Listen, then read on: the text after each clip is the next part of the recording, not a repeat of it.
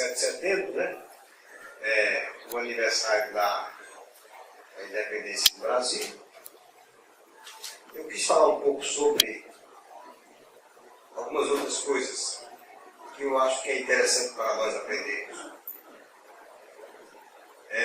No Salmo 33, o Salmo que nós acabamos de ler, no versículo 12 diz: Feliz é a nação cujo Deus é o Senhor, e o povo que ele escolheu para a sua herança. Nós vamos orar mais uma vez e vamos pedir a graça dele para que possamos aprender a sua palavra. Senhor nosso Deus, agora pedimos a tua orientação, a unção do teu Espírito, Senhor, para o que nós vamos falar. Ó Deus amado, dá entendimento ao teu povo para que possa compreender a tua palavra e faça com que a tua palavra se enlace morar no coração de cada um de nós. Que oramos no nome de Jesus. Amém. Feliz é a nação cujo Deus é o Senhor, e o povo que ele escolheu para a sua herança. Meus irmãos,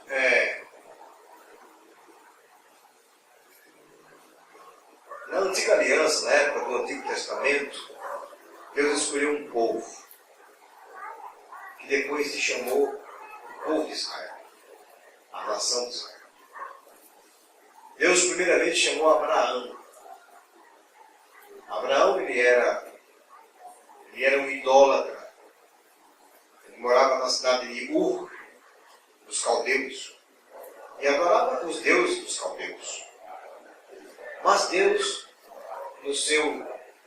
na sua divina sabedoria e soberania, Deus chamou Abraão. E disse a Abraão que ia fazer uma aliança com ele, que ele seria pai de uma numerosa nação. E esse povo que teria início em Abraão, seria o seu povo. Deus escolhe um povo para si, uma nação para si, e nós podemos dizer que por um tempo essa nação, esse versículo se aplica de forma bem clara à nação de Israel. Feliz a nação cujo Deus é o Senhor. Deus fez uma aliança com esse povo. Por favor, abram as suas Bíblias em Deuteronômio capítulo 7.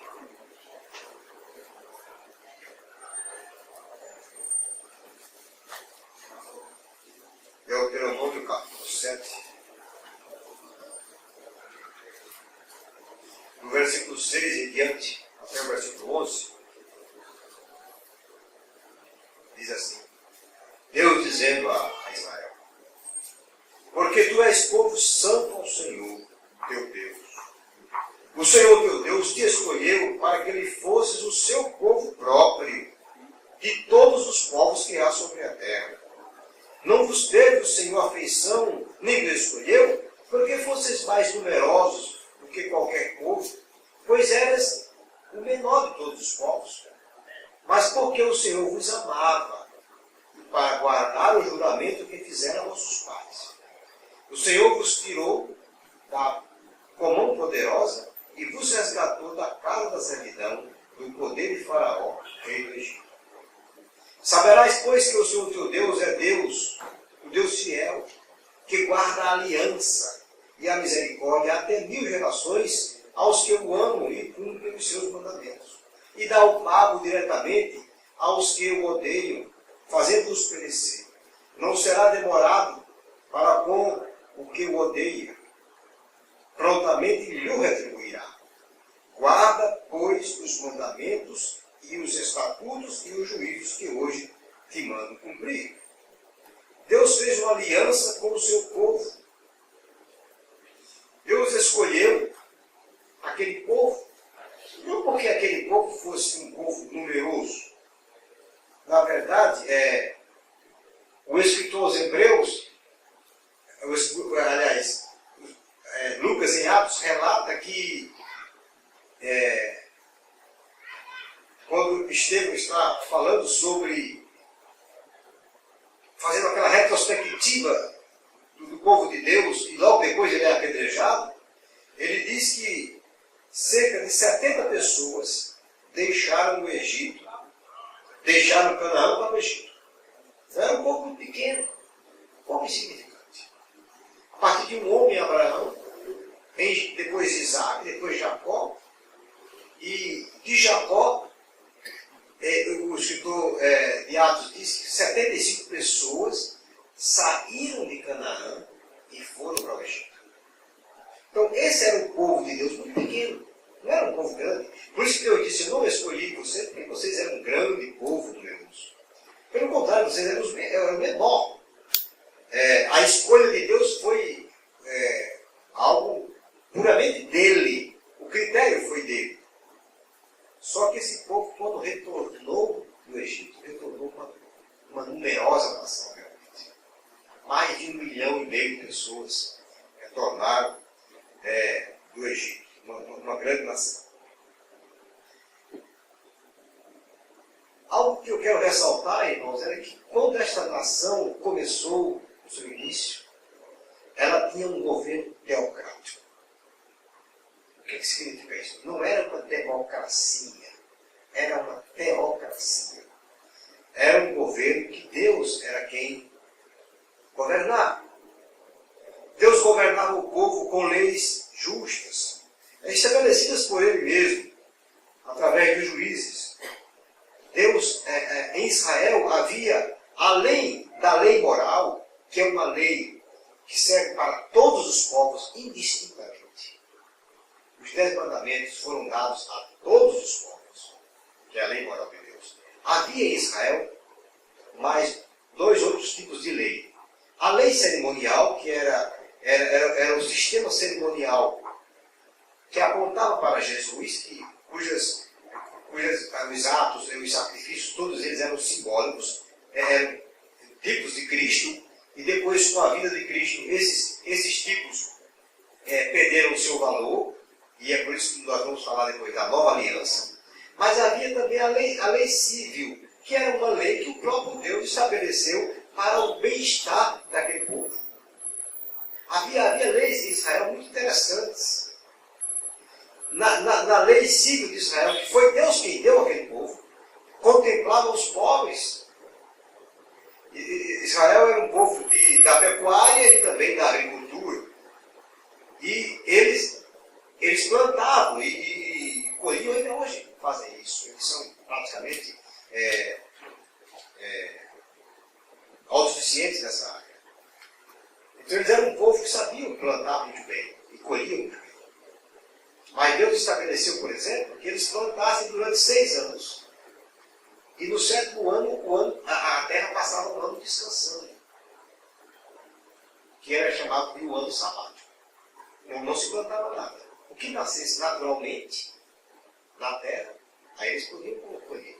Mas normalmente Deus, na sua providência, Ele dava, no 6º ano, Ele dava uma colheita maior, suficiente para que eles pudessem passar o 7º ano sem plantar. Dentre as leis cíveis também, por exemplo, aqueles que... Havia os pobres sempre houve. Tem jeito. O próprio Senhor Jesus chega a dizer: os pobres sempre vocês terão convosco. Jesus disse isso quando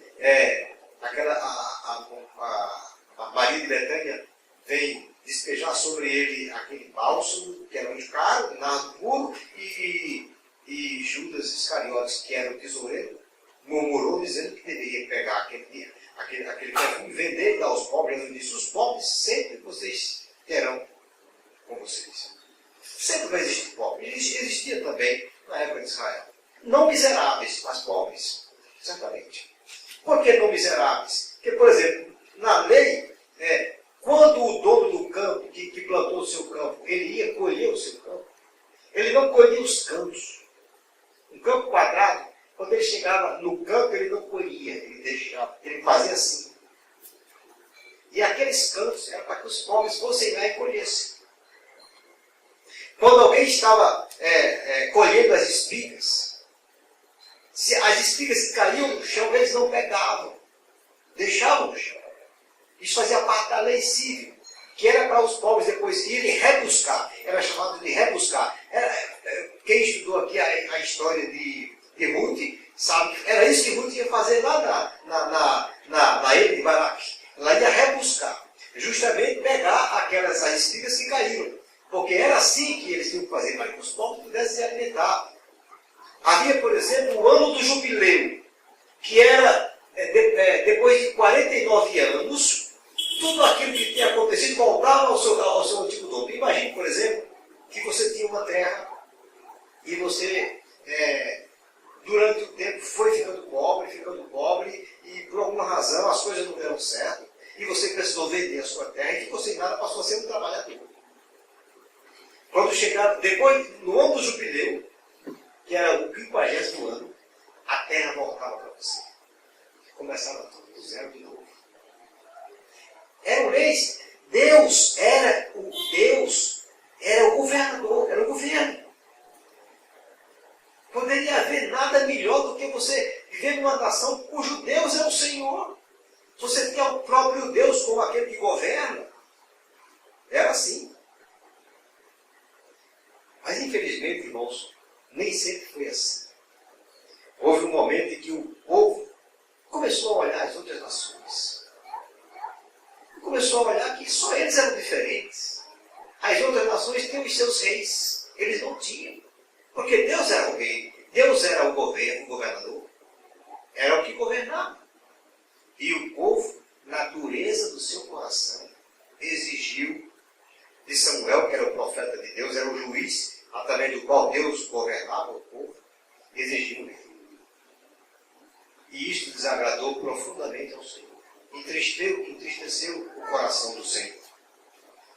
Quando Samuel foi falar com Deus triste, revoltado, porque o povo pediu um rei, Deus disse a Samuel: você não devia estar chateado, porque na verdade eles não estão rejeitando a você, eles estão rejeitando a mim. E é verdade. Mas Deus, na sua infinita misericórdia, Deus permitiu que o povo escolhesse um rei segundo o coração do povo, e o povo escolheu o mais bonito, o mais alto, o que para eles melhor representaria a nação, e escolheu Saul.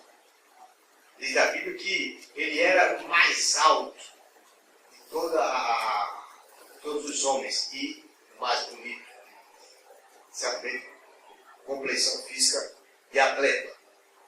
E o povo escolheu, e este homem foi um desastre nas mãos do Senhor. Mas aí Deus, na sua infinita, quer dizer, na mão do Senhor não também, mas foi um desastre como rei. Mas Deus, na sua infinita misericórdia, escolheu um rei segundo o seu coração. Não mais segundo o coração do povo, mas segundo o seu coração, que foi Davi. E é através de Davi que o seu Salvador veio. O que aconteceu, irmãos, é que o povo foi perdendo o temor do Senhor. Foi perdendo o temor do Senhor. E nós sabemos pela Bíblia que o temor do Senhor é o princípio da sabedoria. Né? Se eu perco o temor do Senhor, eu deixo de ser sábio. E o povo, porque perdeu o temor do Senhor, e isto é um problema para qualquer nação, para qualquer povo e para qualquer pessoa individualmente. Quando ele perde o temor do Senhor, ele normalmente vai enveredar pelo caminho dos ídolos, pelo caminho da idolatria. E foi exatamente isso que o povo de Israel fez. Desembocou numa idolatria que fez com que o Senhor punisse duramente aquele povo. Primeiro com o primeiro exílio, né, que foi o exílio assírio, em que Deus usou a Síria para levar as 10 tribos do norte cativas, e essas 10 tribos se perderam, se misturaram. Mas Deus, como manteve a tribo de Judá, que era da casa de Davi, porque Deus havia prometido a Davi uma aliança que fez com ele, e o Redentor sairia da sua linhagem, Deus manteve. Mas mesmo assim, mesmo vendo o que tinha acontecido com Israel, o Judá também entrou pelo caminho da idolatria. E Deus não tinha outro jeito a não ser punir Judá também. E Judá foi invadida pelos babilônios, anos depois, levado cativo também. Só que Deus se apiedou de Judá, e eles só passaram 70 anos cativos. Depois retornaram. Mas eu queria só mostrar para vocês, irmãos, a triste saga de um povo que teve a Deus, o Senhor, como o seu governo, como o seu governador. Como diz o Salmo, feliz a nação cujo Deus é o Senhor. E esse povo, por causa da ruindade, da maldade do coração deles, esse povo desprezou o Senhor e perdeu esta grande oportunidade. Mas Deus havia feito uma aliança com aquele povo. E Deus promete fazer agora uma nova aliança com aquele povo. E aí vem a igreja. A igreja é justamente resultado da nova aliança que Deus faz com o povo. O seu povo, não só apenas o povo de Israel, mas com todo o seu povo eleito. E aí nós vamos para Jeremias, capítulo 31. Jeremias, capítulo 31, versículo 31 a 33. Aqui o Senhor está anunciando que vai fazer uma nova aliança com o seu povo. E Deus é misericordioso. E diz assim a palavra de Deus: eis aí vem dias, diz o Senhor, em que firmarei nova aliança com a casa de Israel e com a casa de Judá. Não conforme a aliança que fiz com seus pais, porque Deus tinha feito uma aliança com Israel em Abraão, Isaque e Jacó. Não conforme a aliança que fiz com seus pais, no dia em que eu os tomei pela mão para os tirar da terra do Egito. Porquanto eles anularam a minha aliança. Não obstante, eu os havia desposado, diz o Senhor. Deus disse que fez uma aliança com eles quando eles saíram do Egito. E eles anularam a aliança do Senhor. Ele usa essa palavra, desposaram. Quando Deus os havia desposado. O povo de Deus é para Deus como se fosse a sua esposa. Aí ele diz: porque esta é a aliança que firmarei com a casa de Israel depois daquele dia, diz o Senhor. Na mente lhes imprimirei as minhas leis. Também no coração lhes inscreverei. Eu serei o seu Deus e eles serão o meu povo. Esta agora é a nova aliança que Deus faz. E esta aliança, meus irmãos, foi cumprida. Essa promessa foi cumprida. Essa promessa que Deus fez aqui em Jeremias foi cumprida por Jesus. Abram as suas Bíblias em Lucas capítulo 22. Lucas capítulo 22.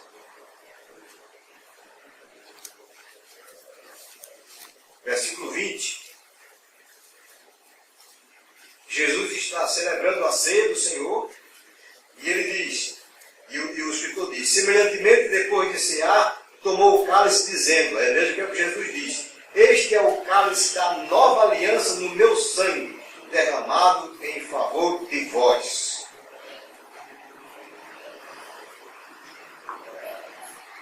Com a vinda do Senhor Jesus Cristo e a sua morte e o seu sacrifício, a sua ressurreição, dá início, irmãos, a essa nova aliança que o Senhor Jesus, que Deus faz em Jesus agora, tendo a Jesus como mediador dessa nova aliança, e dá início a uma nova raça, que é o povo da nova aliança, os eleitos, salvos por Ele, por Deus.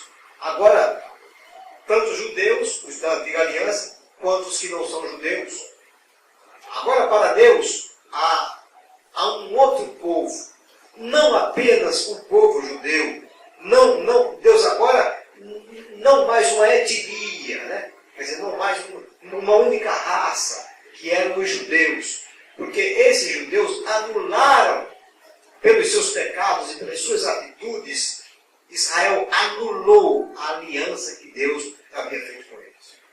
Mas Deus, na sua misericórdia, faz agora uma nova aliança. E nessa nova aliança ele contempla os judeus, aqueles que são os remanescentes, aqueles que de fato creem no Senhor Jesus Cristo, e contemplam a todas as pessoas que também creem no Senhor Jesus Cristo. Na realidade, nós entendemos que essa nova aliança é o início da igreja de Deus. O povo eleito de Deus pelo qual o Senhor Jesus veio morrer. Meus irmãos, hoje nós somos o povo de Deus, a igreja de Cristo, em qualquer parte do mundo em que vivamos. Não interessa se seja no Brasil, se seja fora do Brasil, em qualquer lugar. Nós somos o povo de Deus, a igreja de Cristo, povo comprado, como Pedro diz, povo, raça eleita, povo de propriedade exclusiva de Deus. Um povo que foi comprado pelo sangue de Cristo. Um povo que teve um preço. Nós somos hoje o povo de Deus. Não importa em que lugar estejamos. Aí, meus irmãos, vem uma outra questão para que nós possamos encerrar essa nossa meditação. Então, onde é a nossa pátria? Qual é a nossa verdadeira pátria? É o Brasil? Ou se nascemos em outro país, é um outro país? Ou pessoas que nasceram num país, mas são filhos de pai de outro país com dupla nacionalidade? Qual é a nossa pátria? Onde está a nossa pátria? Irmãos, olha, com muita tristeza, não podemos dizer que o Brasil é um país cujo Deus é o Senhor. A nossa pátria verdadeiramente não é aqui. Mas nós moramos aqui. Né?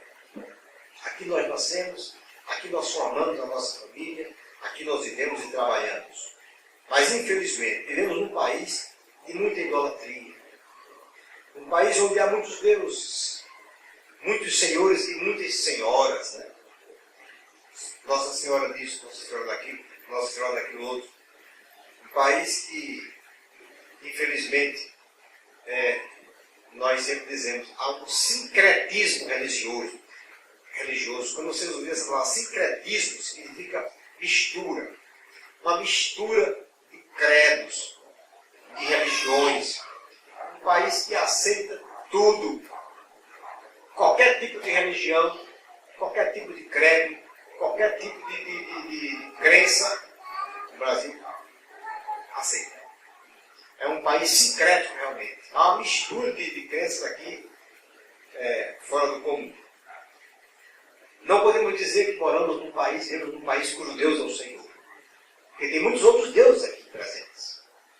E todos são aceitos pela sociedade. Mas nós vivemos aqui. Uma coisa eu posso garantir a vocês. A nossa pátria verdadeira está nos céus. Não é essa. Precisamos entender que estamos aqui como peregrinos e forasteiros. Por favor, abram as suas Bíblias em Hebreus, capítulo 11. Porque esse também era o sentimento daqueles judeus, como Abraão e outros mais, que entendiam, tinham essa visão. E nós precisamos ter essa visão também. Hebreus capítulo 11, versículo 13 ao 16. Ele vai falar antes dos patriarcas, Abraão, Isaac, Jacó, e depois ele diz assim, todos estes, que ele estava falando antes, morreram na fé, sem ter obtido as promessas, vendo-as, porém, de longe, e saudando-as, e confessando que eram estrangeiros e peregrinos sobre a terra. Então, os patriarcas da velha aliança, eles não puderam ver muitas das promessas cumpridas, mas eles olhavam de longe e eles saudavam essas promessas. Mas eles tinham o sentimento, que é o sentimento que nós precisamos ter, de que a pátria deles não era aqui. Porque os que falam desse modo manifestam estar procurando uma pátria. E se na verdade se lembrassem daquela de onde saíram, teriam oportunidade de voltar. Mas agora aspiram a uma pátria superior, isto é, celestial. Por isso Deus não se envergonha deles, de ser chamado seu Deus, porquanto lhes preparou uma cidade. A nossa pátria não é aqui. A nossa verdadeira pátria é lá dos céus. Nós estamos aqui, irmãos, passando a chuva. Nós precisamos, enquanto vivemos aqui, ter essa consciência. Essa consciência de que estamos aqui, mas essa não é a nossa pátria. O Brasil é um país idólatra a idolatria. Ó pátria amada, idolatrada, salve, salve.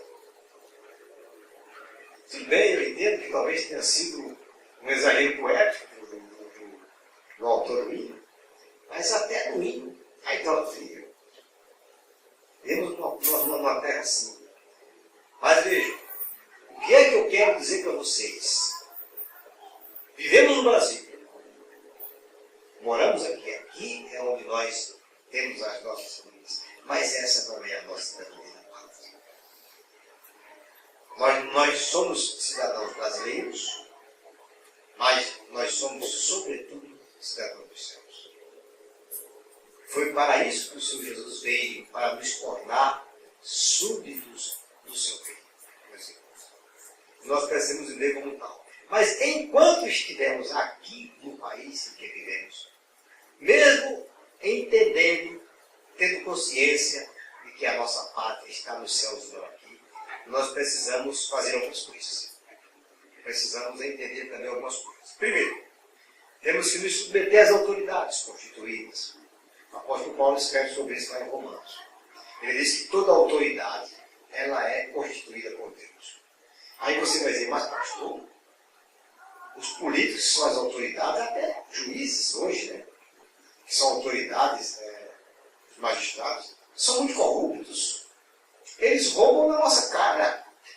Tem mostrado, a mídia tem mostrado coisas absurdas. E a gente vai submeter essas autoridades, corruptas como elas são. Temos que nos submeter, irmãos. Enquanto essas autoridades não ultrapassarem o limite que é estabelecido por Deus, nós vamos nos submeter. O limite é quando elas disserem que nós temos que servir primeiro a elas do que a Deus. Aí ultrapassaram os limites. Aí nós vamos nos rebelar. Mas enquanto isso não acontecer, enquanto elas estiverem pelo menos dentro dos princípios estabelecidos pela Bíblia, mesmo sendo elas corruptas, nós vamos ter que nos submeter a elas. Não tem jeito. Não tem outro caminho. Uma outra coisa, irmãos, que nós temos que fazer, e se não estamos fazendo, estamos errados, é orar por elas. Sabiam disso? Abram as suas Bíblias na carta de 1 Timóteo, capítulo 2. 1 Timóteo. Temos que orar pelas autoridades. 1 Timóteo, capítulo 2.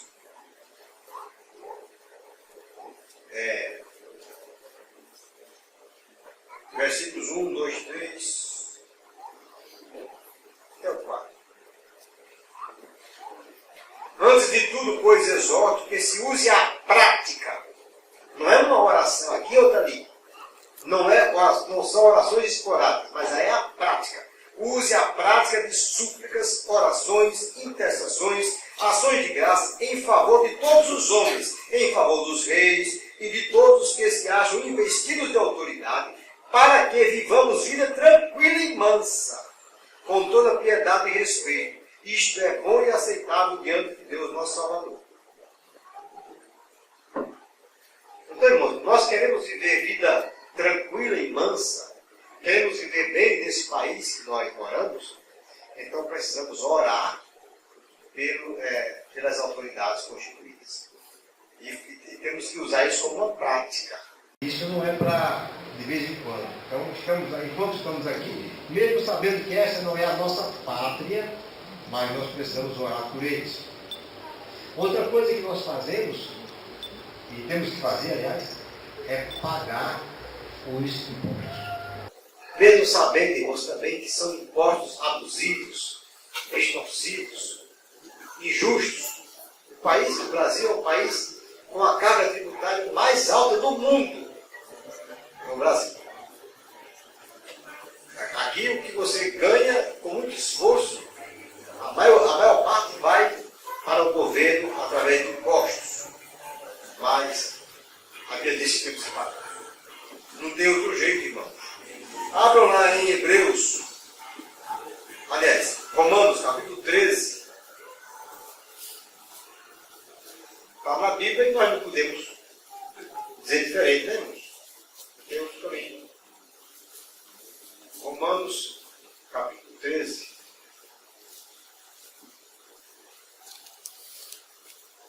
versículo 6 e 7. Diz assim: por esse motivo também pagais tributos, porque são ministros de Deus, atendendo constantemente a esse serviço. Pagai a todos o que lhes é devido, a honra, a quem tributo, tributo, a quem imposto, imposto, a quem respeito, respeito, a quem honra, honra. Então, a orientação bíblica é que quando estivermos aqui, mesmo não concordando, porque sabemos que muitos dos impostos são impostos abusivos, mas nós temos que pagá-los. Outra coisa que não podemos nos descuidar, irmãos, é de pregar o Evangelho. Enquanto estivermos aqui no Brasil, na nossa pátria, preguemos o Evangelho para os brasileiros, para aqueles que moram aqui. O Senhor Jesus, lá no capítulo 24 de Mateus, ele diz que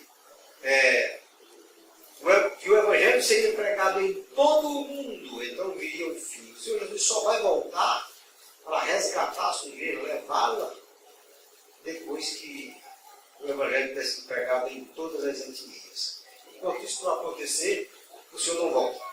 Então, irmãos, vamos pregar o Evangelho. Essa foi basicamente a última instrução que o Senhor Jesus deu ao discípulo para toda aquela terra. Ele disse: toda autoridade me foi dada no céu e na terra. Ide, portanto, e fazei discípulos de todas as nações, ensinando-os a guardar tudo aquilo que eu vos ensinei, batizando-os em nome do Pai, do Filho e do Espírito Santo. Então, essa é uma ordem que o Senhor dá. Então, enquanto estivermos aqui neste país, precisamos pregar o Evangelho, fazer discípulos. E outra coisa que precisamos entender também: agradecer a Deus, porque vivemos num país que, apesar de ser um país extremamente idólatra e corrupto, mas pelo menos nós temos liberdade de culto. Isso já é uma grande coisa.